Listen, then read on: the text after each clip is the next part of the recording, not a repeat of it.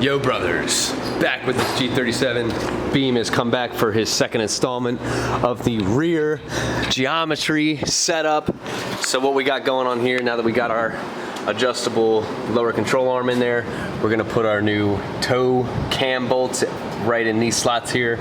I know this one's pretty seized up from when we were trying to do the alignment, so you'll see how much fun we have with that. But we're gonna do that so we can get a proper alignment, get the toe correct. Because if you guys remember from the last video, we had an issue with alignment.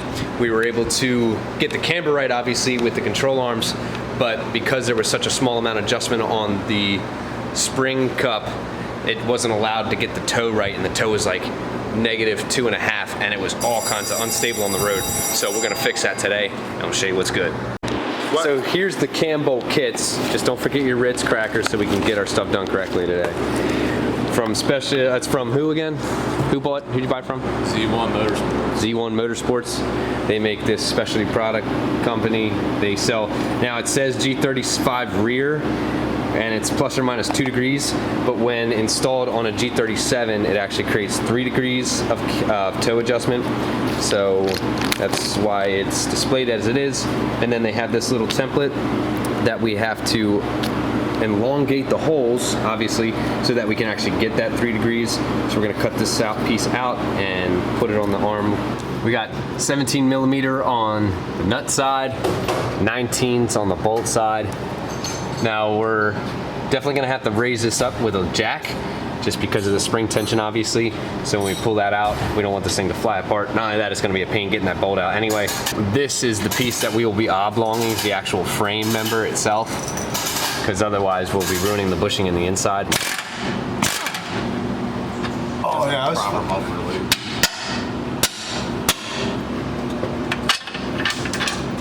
Slowly release the spring tension. So you can see how it's ovaled already. So we just need to extend that oval a little bit. So obviously we can't just destroy that template. We're gonna have to reuse it for both the front and the back. We have to cut it all the way out. Do we? Okay. Because it doesn't fit in between the grooves. Okay, so yeah. Cut it all the way. Cut it all the way out. And then we'll wipe this. So just make sure you don't ruin it, so you can reuse it for all 4 of them. Now look at the precision. It goes relatively in between the two. Yeah, that's nothing. I need a trim. So now there it is.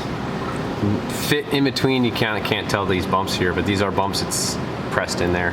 So now we're just going to mark that because we don't want to cut with the paper there, otherwise we're going to ruin that. So we'll mark that with a nice. Well, I'll use a yellow paint marker. I'll put some of these in the description. They help a lot when it comes to marking stuff and being able to do that. It's like when you look at the exhaust. It's just flaking. It's like an onion. It's got layers. A blooming onion. It's pretty nasty. Stop peeling my muffler off. It's a better resonating tone now. So here it is, marked and painted. Key here is just don't put a lot of paint on it, otherwise it'll run past it and then you don't have solid lines on where you need to cut. But that's the gist of it. And then what he's gonna use is this Dremel tool. I'll put some in the description, see if I can find some cheap ones for you to use, because these things are key in so many different ways. So he's gonna use that. It has a little, if you can see on the, it's got little blades on it, little cutters on the side of it there. Got a bunch of different attachments for this, but yeah, that's the idea. And then just go on this and on the back side too, which not marked yet, but we'll get there. One thing they mentioned in the instructions is make sure you can rotate after cutting 100 or a full 360 degrees. Well, because if not, then we're in trouble come on here. This side, you better see how it works. See how the cam bolt works. So as you saw, it's offset through the lobe. Oh my God! Look at the travel on that thing. And that's all the way full the other way. And obviously, it'll hold it back with. But let me put the other one on now. Sure. You got the other spacer.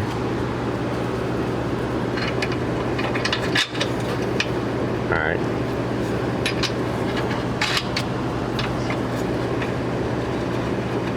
That's full out. That's full out the other way. Yeah. So you just got to make sure it's pressed up against in the middle of these bumps here, so that it is actually traveling and moving the bolt the way it's supposed to.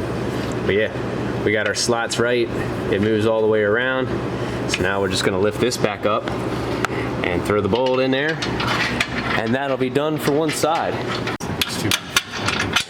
Then when you're tightening it, Again, just make sure you are in the slots like you're supposed to. So this is the one that's a little rusty crusty.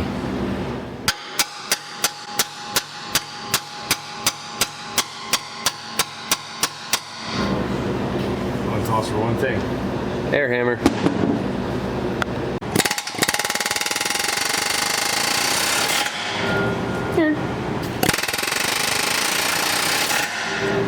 If you notice the problem we're having, you can see the bushing where it's attached, and he's rotating from the back. And the bolt should move freely through there, but you can see how the bushing is moving with it. So that's the issue we're having. It's seized up in there. So that's why it's always important to throw anti-seize on your bolts, especially cam bolts that are getting adjusted so that they never seize up in the bushings. So we'll do that when we go back on with these ones. So we're taking some extreme measures here, boys and ladies. I hammered the crap out of it and I hit it a little too much, so it actually spread the bracket, which is not a big deal. Once we tighten everything up, it'll pull it back together. But I had to use the Sawzall to get in between here, or you can use a cutoff wheel or anything. I don't want to use a torch because I may burn the bushing, but at least on this back side, I'll be able to get this hot, and I will use the torch on this side to cut the head off of here. And that'll give us enough space, or actually maybe I'll move the thing back the other way if I get the Sawzall on the other side. Either way, we gotta do it without ruining the bushing, and then we'll end up, if you saw the Del Sol when we were doing load control arms on that, we ended up having to drill the bolt out on those too, so we're gonna do the same on this. So this is where the excitement goes down and the seriousness goes up, because now we gotta start drilling. So what I used is the center punches that I also used on the last one to drill some of these out. They really help out when you get the center. It's kind of hard to see the dimple in the camera, but it does have a center punch. Come on, baby, too much shine going on, but it is in the center there. So now I'm gonna get in there with a drill bit, start drilling that out bigger and bigger, so that we can get this bolt out and actually get this thing in there. So here's fun stuff. All right. So one thing I didn't mention, I was gonna cut the head off of this. I thought the washer was separate from the bolt, but it's not. This is actually molded to it. So I would have to cut the washer off too, which is a big hassle because we don't want to cut these bumps out. Otherwise, we won't be able to use the cam bolt at all. It won't have anything to sit into. So that's the reason I'm going to be drilling out from the other side there.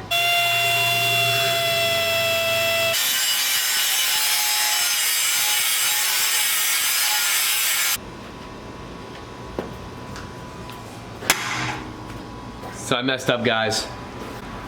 I had too big of a drill bit and it started walking off. That can also happen with dull bits.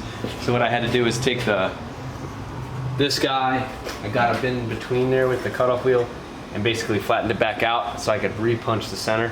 Because if I don't get center on this thing, then we're really gonna have a bad time. So that's why I did.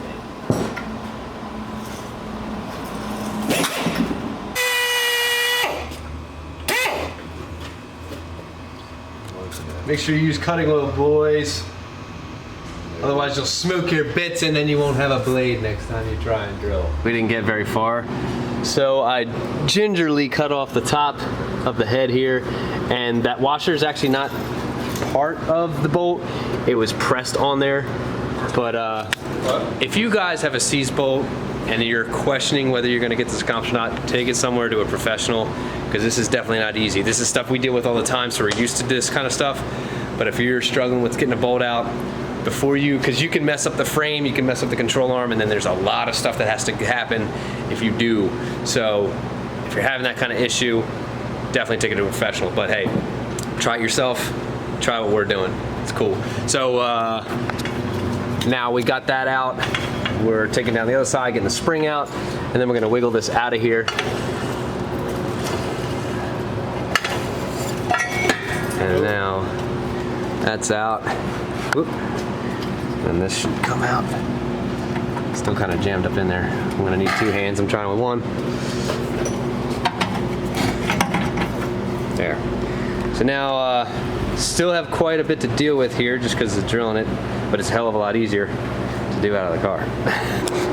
Since we got it out, and we got a lot of it drilled out of this side, what we're gonna do is try and punch it out first, since there's not as much grabbing on, not as much seized up. So maybe we'll get the luck of punching it out here. The reason we couldn't do it in the car is because we risk bending the frame up, which we did some, and we don't want to do any more. So now we're gonna take a second swing at this and see what happens.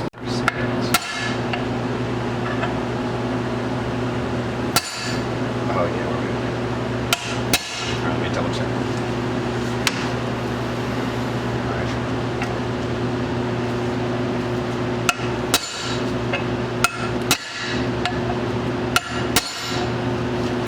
Dude, all right, pull up. Punched it out the other side, we're good to go.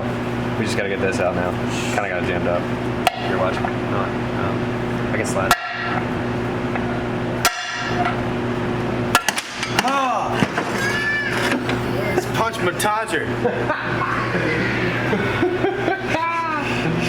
I just poked myself right in the nut.